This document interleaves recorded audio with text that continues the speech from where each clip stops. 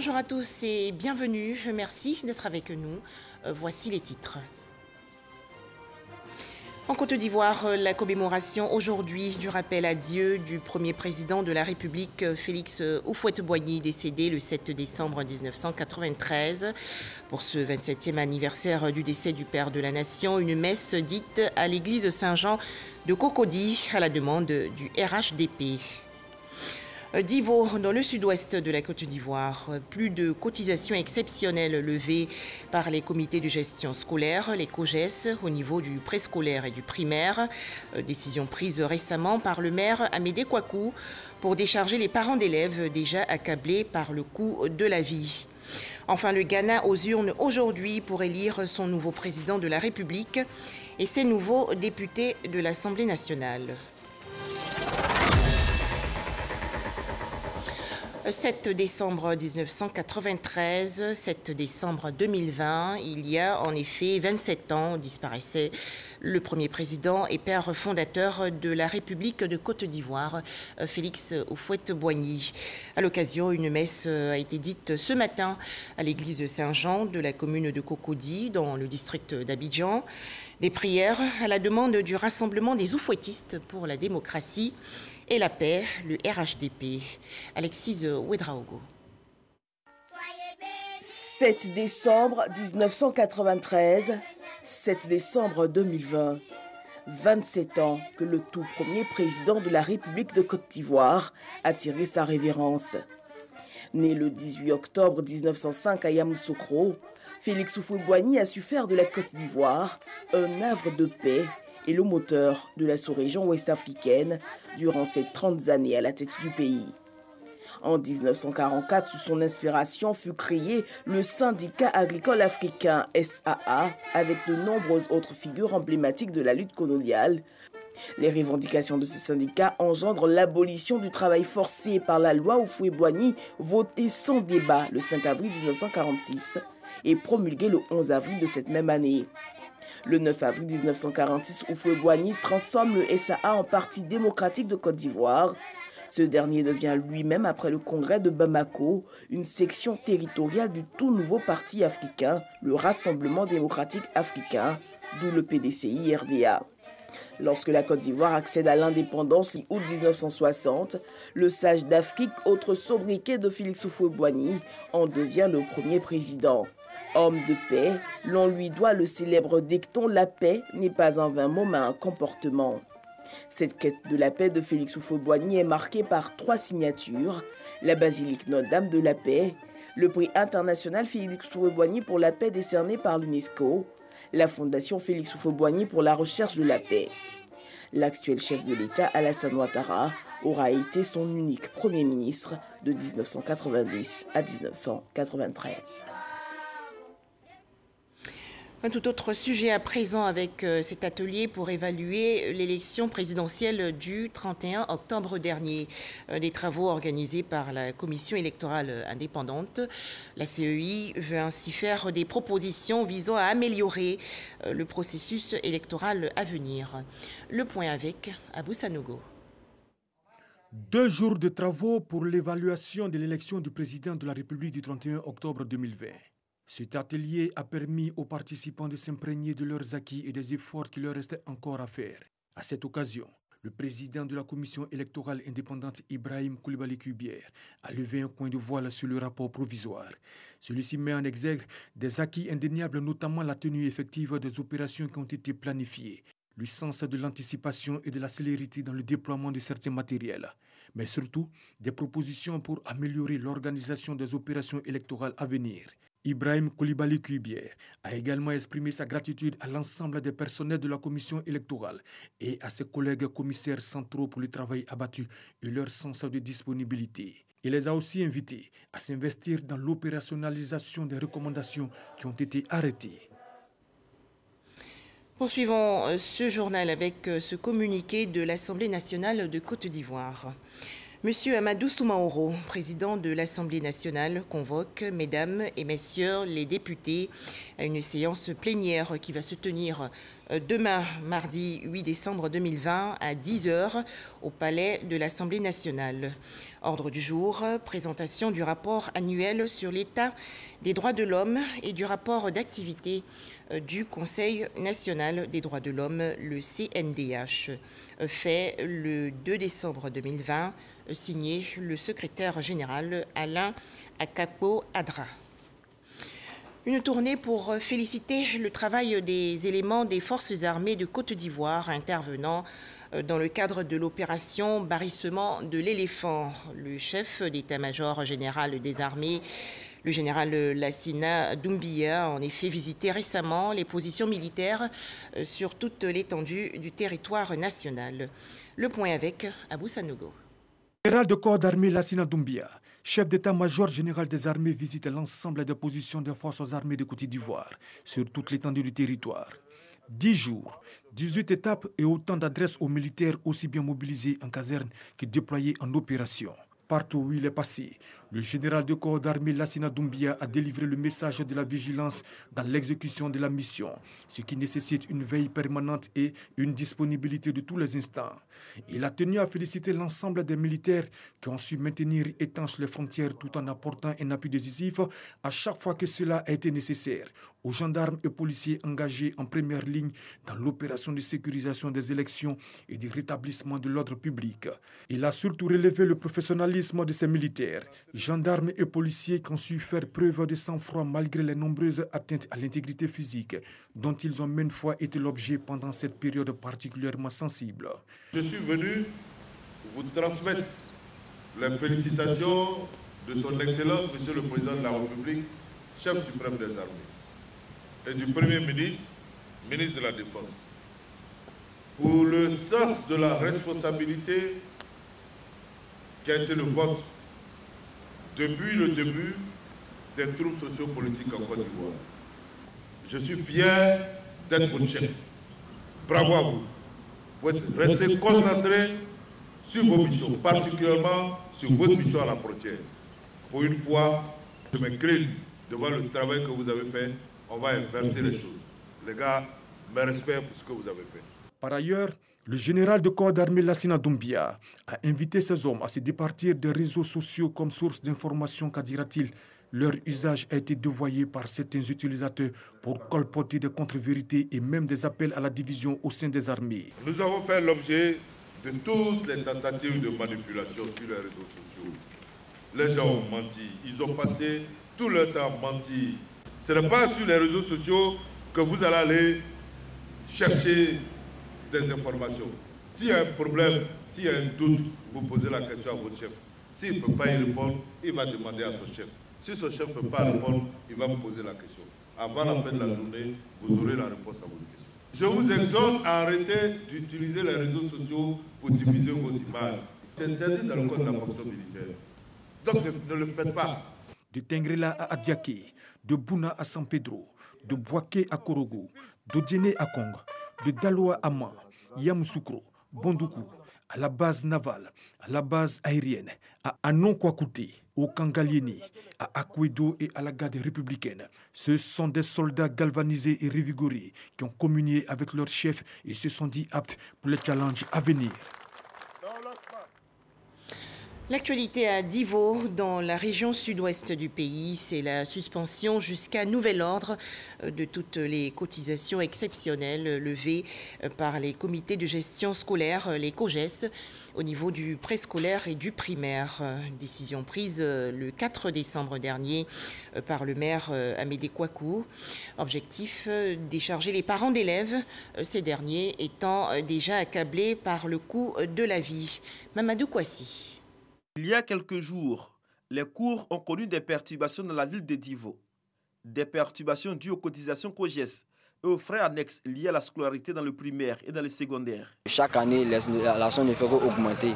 Franchement, c'est très courageux pour les parents de pouvoir payer. Je m'en rappelle encore qui sont encore à la maison, qui n'ont pas encore l'argent pour s'inscrire à cause des frais de COGES. Ce qui crée même le soulèvement, c'est que quand les parents font ces cotisations, le COGES même n'a pratiquement pas de compte bancaire. Cet argent-là sert à d'autres fins. Accusés, les présidents de COGES, comité de gestion des établissements scolaires, se défendent. À chaque rentrée, les parents doivent cotiser 3 000 francs. Ça, c'est pour les achats des cahiers journaux, etc. Et en plus de cela, les cotisations institutionnelles, qui sont frais annexes, sont décidées par le directeur d'école et madame l'inspecteur. Cette année, auparavant, c'était 4 000 francs du CP1 au CM2. Cette année, du CP1 au CM2, c'est 6 000. On constate qu'au sein de l'établissement, il y a des cotisations qui se font à l'insu des COGES. Par exemple, on dit pour les compositions, les parents d'élèves doivent payer 2 000 francs par élève, ce qui n'est pas normal. Nous-mêmes, COGES, on n'est pas informés. Quand les parents nous demandent, on demande de payer 2 000 francs, à quoi ça sert? On ne peut pas répondre. C'est le directeur qui demande, parce qu'il donne le bout de papier comme ça aux élèves à transmettre aux parents. Et quand on leur demande, ils nous disent que c'est purement administratif. Nos tentatives auprès de la direction régionale de l'éducation nationale de Divo pour avoir sa version sont restées sans suite. Mais les cours ont pu reprendre grâce à l'intervention du maire de Divo, Amédée Kwaku Kofi. Une situation qui l'a poussé à prendre une décision. Devant les présidents de COGES et les inspecteurs de l'enseignement primaire et préscolaire, il a signé un arrêté municipal mettant fin à toutes les cotisations exceptionnelles liées au COGES dans les écoles primaires et préscolaires de la commune de Divo. Mais tout ce qui est cotisation exceptionnelle, pour l'instant, tout est suspendu. Je viens de signer un arrêté municipal. Comme c'est moi le président des COGES, pour tout suspendre, en attendant que, soit au niveau national, quelque chose soit arrêté de façon globale. Mais pour l'instant, on veut que nos enfants aillent à l'école. Étant entendu qu'ici à Divo, la plupart des écoles primaires et préscolaires, c'est la mairie qui les réhabilite. Bon, donc, si on pense qu'il y a autre chose à faire, vous prenez contact avec le secrétaire général de la mairie et puis on va voir ce qu'il faut faire pour vous. Nous, ce que nous souhaitons à travers ça, c'est la sérénité et la paix à Divo. Parce que nous, on veut la paix, on veut que nos enfants aient à l'école. Selon le maire, toutes les cotisations encaissées seront restituées. Une décision qui réjouit les parents d'élèves. Aujourd'hui, le souhait de ces parents d'élèves et des élèves eux-mêmes est que cette décision s'applique au secondaire avec le concours du conseil régional du Lodjibois en charge de ces secteurs. Du côté d'Abobo, commune du district d'Abidjan, plusieurs travaux réalisés par le comité de gestion scolaire, le COGES, pour rénover et équiper des salles de classe du lycée municipal. Des travaux estimés à environ 50 millions de francs CFA. Les détails, Walter Amadou. Cette visite permet à la délégation d'apprécier la qualité des réalisations. Ce sont entre autres la construction d'une salle informatique entièrement équipée, la rénovation de l'infirmerie et de 4 salles de classe, ainsi que l'équipement en mobilier de bureau pour l'administration et l'adduction en eau potable. La liste n'est pas exhaustive. C'est une action du comité de gestion du lycée municipal d'Abobo d'un montant d'environ 50 millions de francs CFA. Ces réalisations visent à améliorer les conditions d'études des élèves et de travail des enseignants. Toutefois que nous avons des autorités qui viennent ici, je dirais que ce n'est pas pour venir régler des conflits. Ils viennent simplement pour constater ce que le COGES a réalisé et vraiment c'est un sentiment de joie. Gra Marie-Claire, responsable de la direction régionale de l'éducation nationale Abidjan 4, et Alphonse Kofi, président de la plateforme nationale des comités de gestion des établissements scolaires COGES de Côte d'Ivoire, exhortent les bénéficiaires à faire bon usage des réalisations mises à présent à leur disposition. Aujourd'hui, ici, je voudrais lancer cet appel pour demander à tous nos chefs de structure et à tous les parents qui sont mandatés par leurs pères, parents d'élèves, à faire en sorte que tous les efforts qui sont consentis bénéficient véritablement à l'amélioration des conditions de travail des enfants et que les parents qui représentent donc la communauté prennent leur place à l'école. Le lycée municipal d'Abobo compte plus de 6500 élèves. Direction à Tiéguacro, dans la région centre du pays. Les meilleurs élèves et le personnel enseignant ont été récompensés pour leur travail bien fait. C'était lors de la 16e édition de la célébration de l'excellence. Les lauréats ont reçu des kits scolaires et autres diplômes. Pour en parler, Serge Coléa. Comme à l'accoutumée, La commune d'Atié-Guakro a célébré l'excellence scolaire dans la cité Kako-Broukro, dans l'enceinte de l'école primaire publique. Cette 16e édition a permis de récompenser 139 lauréats, dont 118 élèves du CP1 au collège des écoles publiques et privées du secteur pédagogique d'Atié-Guakro. 18 lauréats des personnels d'enseignement et 3 lauréats de prix spéciaux volés communauté dont le chef de village de Kako-Broukro. En instituant le prix Charles Pémon de l'excellence, nous témoignons de notre foi à l'avenir, car l'école outille les générations présentes et futures pour le développement durable. Tous les intervenants représentants de lauréats ont salué l'initiative du parrain Charles Pémon qui, chaque année, offre des kits scolaires pour soulager les populations vulnérables. Quant au président d'honneur de la cérémonie, M. Lucien Nda, il a surtout salué la persévérance du promoteur du prix qui, 16 ans durant, a respecté ce grand rendez-vous avec le mérite et l'excellence sans discontinuer. Les gestes barrières contre le coronavirus sont des gestes responsables, alors respectons-les.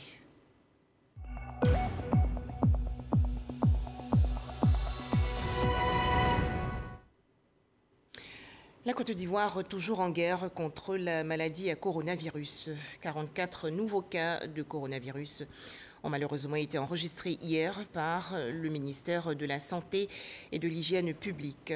Le bilan ivoirien fait actuellement état de 21 485 cas confirmés de coronavirus, 21 109 personnes guéries, 132 décès et 244 cas actifs. Bouaké, dans la région centre du pays, les agents de santé ont participé récemment à un atelier de formation. Les travaux ont porté sur les violences basées sur le genre. Il s'agit du projet DEFCO Covid-19, financé par l'Union européenne et élaboré par l'organisation non gouvernementale Save the Children. Les explications de Djeneba Ouattara de RTI Bouaké. Contribuer à la réduction des impacts de la COVID-19 sur le bien-être des enfants en assurant leur accès aux services essentiels dans le respect de leurs droits. Tel est l'objectif visé par l'ONG Save the Children à travers le projet DEFCO COVID-19. Projet pour répondre aux besoins immédiats d'éducation, de protection, de santé et WASH des enfants en situation de vulnérabilité. C'est dans cette optique que s'inscrit ce renforcement de capacité des agents de santé des districts sanitaires de Bouaké sur les violences basées sur le genre, VBG. Save the Children, à travers le projet DEFCO Covid-19 financé par l'Union européenne, veut contribuer au plan national aux côtés du gouvernement ivoirien à la réponse nationale face à la Covid-19. Donc il était important de permettre aux acteurs clés de la mise en œuvre du projet de se voir renforcer les capacités pour être à niveau. Faire comprendre aux communautés que les violences basées sur le genre portent atteinte donc à la dignité humaine. Nous pouvons l'atténuer dans nos communautés si nous avons une bonne communication là-dessus et si nous arrivons à apporter une bonne prise en charge sanitaire, mais psychosociale et psychologique aux différentes victimes. Répondre à une divulgation des VBG en tant que non spécialiste de la VBG, lutter contre la VBG dans les situations d'urgence sont entre autres les modules enseignés. Une initiative appréciée par les participants. Avec la formation, on se rend compte que ce n'est pas seulement les femmes, il y a les hommes aussi qui sont victimes, également les enfants, tout et tout. Voilà. En tout cas, c'était vraiment une formation vraiment enrichissante pour nous. La violence conjugale, les viols doivent être signalés pour que nous puissions éradiquer cette situation dans la société. Dans le cadre du projet DEFCO Covid-19 également, l'ONG Save the Children a formé les acteurs du système éducatif sur les cercles d'apprentissage pour enseignants. Toujours dans l'actualité nationale, un mot à présent sur le projet Travaux d'urgence de réparation de coupures de route, pose de buses, traitement de zones de bourbiers et reprofilage lourd. Ce programme qui concerne les villages de Sokala-Sobara dans la région centre est estimé à environ 500 millions de francs CFA. C'est un reportage de Soro Corona de RTI Bouaké. Le lancement du projet Travaux d'urgence, de réparation, de coupure de route, pose de buse, traitement de zones de bourbier et reprofilage lourd. C'est dans les villages de la sous-préfecture de Sokala-Sobara, département de Dabakala. En effet, depuis quelques mois, se rendre ou sortir des villages de cette localité est devenu un parcours du combattant. Une situation qui cause de nombreux désagréments aux populations. Quand les records de l'ANACAD, Ignam, vous les envoyez à Ngorla, un tronçon de 2 km, 3 km peut faire 45 minutes. Si l'acheteur se déplace pour venir, le prix est obligatoirement réduit. Ça ne nous arrange pas, surtout les cas de l'ANACAD. Ces travaux de plus de 450 millions de francs CFA, entièrement financés par l'État du Côte d'Ivoire, concernent plus de 65 km de pistes. Projet mis en œuvre par le ministère de l'Équipement et de l'Entretien routier. Quand nous empruntons les voies, nous voyons qu'il y a des zones qui sont difficilement praticables. Ces zones vont être réparées soit par des remblais ou soit par des poses d'ouvrages. Les populations des villages bénéficiaires ont traduit leur reconnaissance au président de la République et à son gouvernement. La réduction des coûts des produits de première nécessité dus à la bonne qualité de la route. La satisfaction de ces différents points permet l'amélioration significative des agrégats économiques de la Côte d'Ivoire. Le parrain de cette cérémonie de lancement des travaux a invité les cadres à se mobiliser pour le bien-être de leurs parents. Si toutes ces voies sont désenclavées, ces villages vont mieux se connaître, donc fraterniser un peu mieux, apporter un plus à leur développement économique et lutter contre la pauvreté de toutes les populations vulnérables. 3 mois, c'est le temps que va durer les travaux. Cette remise en état des routes est un soulagement pour les populations qui attendent la campagne de commercialisation de l'ANACAD au titre de l'année 2020-2021. La deuxième édition de la journée de l'économie bleue, célébrée le 1er décembre dernier à Dabou, dans la région sud du pays. Objectif, relancer l'économie régionale éprouvée par la crise sanitaire liée au coronavirus et aussi promouvoir les activités économiques liées à l'eau. Les explications de Jean Djadji. La région des Grands Ponts, mobilisée en cette deuxième édition de la journée de l'économie bleue. La pandémie de la Covid-19 a eu un impact négatif considérable sur les activités liées à la pêche, au tourisme et à l'environnement dans la dite région. L'heure est venue, selon le Conseil régional des Grands Ponts et ses partenaires, de réfléchir sur de nouvelles stratégies. Objectif, relancer toutes les activités économiques liées au littoral. La majeure partie de la population active ici tire ses ressources de la thématique de l'eau. Donc l'économie bleue prend toute son importance dans cette région, dans la mesure où le fait même de la mettre actuellement en évidence et de demander qu'on travaille à relever le défi après le Covid-19, après cette crise sanitaire, révèle de l'importance justement de cette économie ici dans la région. Donc nous sommes là à la deuxième édition pour parfaire nos idées, nos réflexions et puis voir dans quelle mesure nous pouvons mettre en place un projet bien élaboré, ficelable, bancable, grâce donc à tous les experts qui sont venus. Nous avons un projet. C'est ce projet que nous voulons enrichir en demandant aux experts de venir avec nous, nous faire savoir leur savoir-faire, avoir des observations, des remarques pour enrichir encore ces documents. Les activités culturelles, comme la course de pirogue et la balade lagunaire, ont meublé cette journée de l'économie bleue des Grands Ponts.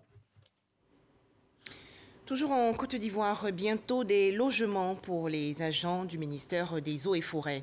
Le ministre Alain Donvaï a en effet lancé il y a quelques jours un projet immobilier visant à améliorer les conditions de vie du personnel du ministère des Eaux et Forêts.